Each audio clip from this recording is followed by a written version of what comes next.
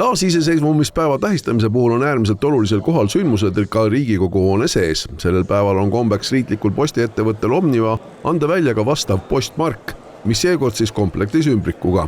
Riigikogu valges saalis seda täna esimest korda avalikkusele ka tutvustati. See mark on tõesti eriline mark, nagu ma ütlesin ka, et sellepärast, et need on minu enda mälestused, mis on sellest ajast ja seetõttu oli kuidagi väga hingelähedane. Margil siis kujutatud toonase Riigikogu spiikri Ülo Nugise haamrilöök, laulev revolutsioon ja sinimust-valgest lipust joonistuv laulukaar. Priidulikul istungil osalesid 20. augusti klubi liikmed ehk need, kes siis 35 aastat tagasi selle otsuse tegid ning tänased Riigikogu liikmed. Head Riigikogu liikmed, iseseisvuse taastajad ning iseseisvuse edendajad ja hoidjad. Austatud Islandi Vabariigi president, lugupeetud spiikrid. Lubage mul alustada 2 tänusoovist. Ma tänan teid, head 20. augusti klubi liikmed, ettepoole vaatava tarkuse ja üksmeele leidmise eest. Ja ma tänan Islandit julguse eest toetada Eestit iseseisvuse taastamise teel.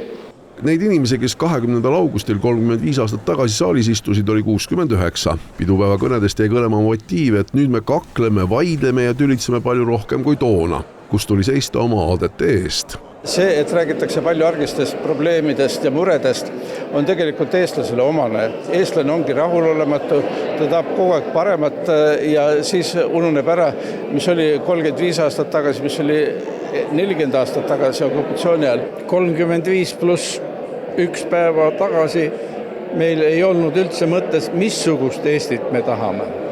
Aga täna ma võin öelda, et me ei osanud ette näha, et me nii hea Eestile vundamendi laome.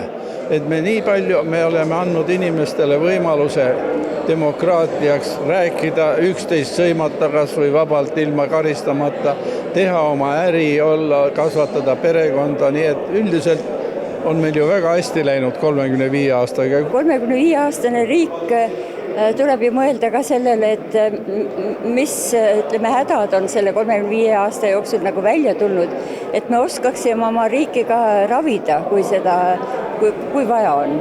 Ma arvan, et meie poliitiline kultuur päris kindlasti vajab ravi. Minu arvates on siiski, näiteks ei ole nii otsest mustamist, nagu oli Edgar Savisaare ajal, kus oli objekt, kõik olid kindlad sihid olid siis. Nüüd on nagu üldisem kõik see asi. Riigikogu hoones asuv konverentsisaal nimetati täna 20. augusti saaliks.